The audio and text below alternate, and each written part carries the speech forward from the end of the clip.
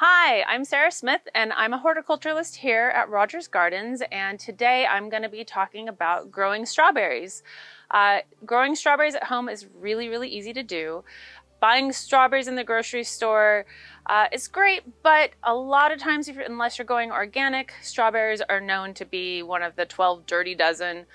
They use a lot of pesticides and a lot of chemicals to grow them. So it's always nice to grow them at home because you know exactly how they've been treated and what they have been fed, so you can feel really safe eating them and feeding them to your family.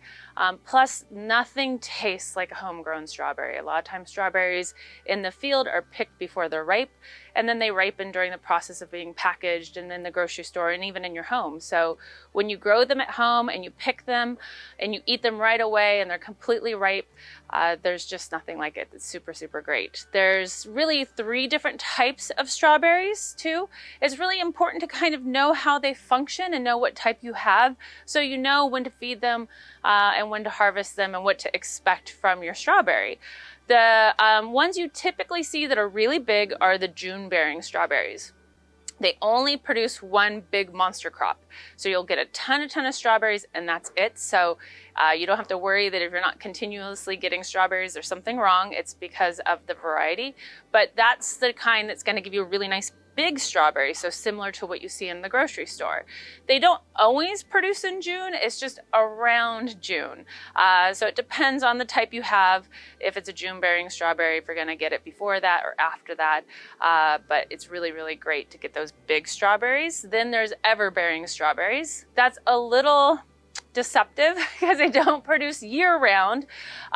You usually kind of get 2 crops with your June-bearing strawberries, one in the spring and one in the summer, even a little bit in the late fall. Those are going to be smaller strawberries, but you're going to get more of those through the year.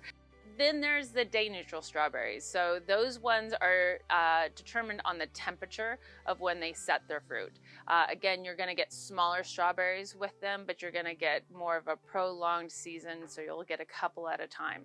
But again, those are typically the smaller ones. You'll notice on most of them that it'll say it on the tag what type it is, so it's always important to remember that. If it's not on there, you can always, of course, Google it and find out what kind it is as well.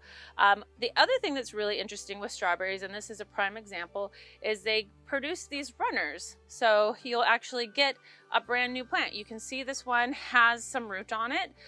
It's come off the mother plant here. Runners are great because you can plant these in other areas, give them to your friends, which is really cool. But if you allow your plant to have a lot of runners, you're not going to have as many berries. So you kind of have to pick and choose what you want to do. I usually only let each plant have 1 or 2 runners, and I continually pinch off the other ones. I do that so that way I have more strawberries, bigger, lusher strawberries. Also too, I have a lot of strawberries, so I don't need a whole lot of these runners necessarily anymore. So most people are used to seeing the little white flowers on the strawberry. That's what produces the fruit, but some varieties actually have pink flowers, which is really cool. Usually these are ever-bearing types or day neutral types, so they're usually a smaller strawberry, but the flower is really impressive. It's a very hot pink color, which makes it a little bit different and kind of neat, especially mixing them with the regular varieties in your garden. Makes for a really pretty attractive flowering period on them. The other thing you'll notice when you're picking out your strawberries is you can get them in all different kinds of forms. So they come sometimes in the 4-inch individual pack. A lot of times we carry them in these pony packs. So you actually get 6 different plants in them, and they're all planted in soil. But this year we're also going to carry them bare root, which is really kind of a neat thing. The bare root ones come with no soil. So you'll have the whole entire plant and the roots. They're all pre-chilled, which is really important. When you have a pre-chilled bare root, once you get it in the ground and it starts heating up, they really burst open and get a lot of growth and produce a lot of berries that first year when you have them pre-chilled like that. So that's a really neat thing to look for in the nursery, is all of the bare root strawberries that we'll be doing. The other thing with the strawberries is you want to make sure that you have them in really fertile soil. Strawberries like to have a lot of fertilizer, a lot of organic matter, and they do need a lot of water. They're definitely not something that can handle drying out too much in between waterings. They're very shallow rooted So that's the reason they need quite a lot of water. So when I'm planting my strawberries, I always like to make sure that I put a really good fertilizer in with my soil. I love the Malibu composts.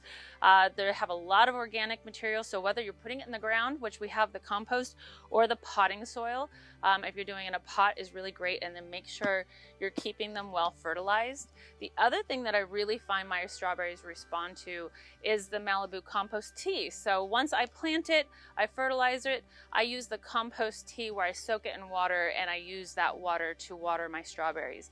I find they really respond to that. They really get lush, and I get really, really big, nice fruit if I'm really good about fertilizing. Strawberries need about 6 hours of sunlight. They can handle some shading, but they need to be in a warm spot. When you're harvesting your strawberries, I find it's best to harvest them early in the morning when it's cooler, and that way you can refrigerate them.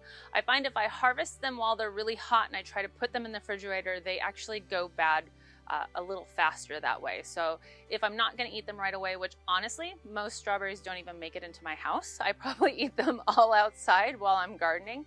But if you are going to refrigerate it, make sure you do it when it's cooler, early morning, late evening, and then put them in the refrigerator instead of putting them there while they're warm. The other thing that I want to talk about, and I don't have an example to show right now, but there is Alpine strawberries out there, which are like the wild strawberries, and those are one of my favorite things to use as borders in my garden.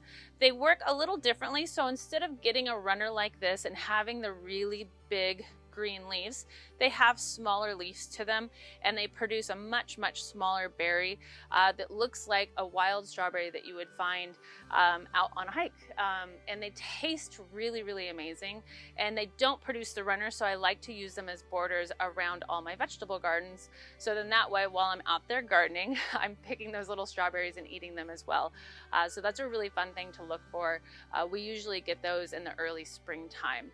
The winter is a great time to plant strawberries, winter through spring. It's always better to start it here in Southern California a little bit earlier than the springtime, just because it gives the plants a chance to establish and grow their roots and really become happy before they have to start producing and trying to worry about production of strawberries. The other thing too that you can sometimes do is when you first get your plants, if they do have flowers, and I know it's hard to do, but it really does make for a better yield when they really are going to start, is pinching off some of the flowers while it's still really cold out. If you pinch off a couple of the flowers, especially when you get them while they're new, they have a chance to really get established. So sometimes I don't follow that rule because I feel bad taking the flowers off, I understand. But if you do that, you will get bigger, lusher bushes that will be able to produce a lot more for you once we get into the springtime, which is when most of these are going to give you your fruits. So sometimes I do it, sometimes I don't, because it's hard to pinch those off. But really, growing strawberries is very simple. It's a really fun thing to do. You can plant them in the pots, you can plant them in the ground. It's just nice to have. They're really attractive plants too, so even planting them among your ornamental plants is kind of a cool thing to have a sneaky little strawberry here and there, and they're just so pretty in the springtime. So if you have any questions or comments, make sure you put those down below. We try our best to go through there and answer all those for you. Of course, you can always call us here at the nursery as well. We always have horticulturalists on staff who can help you with all of those. And then also make sure you follow us on social media. We do a lot of great videos. We post a lot of really great live streams there, and you can always watch our back catalog as well that way. So you can check it out on YouTube, Facebook, or Instagram. Thanks so much for joining us. Have a great day.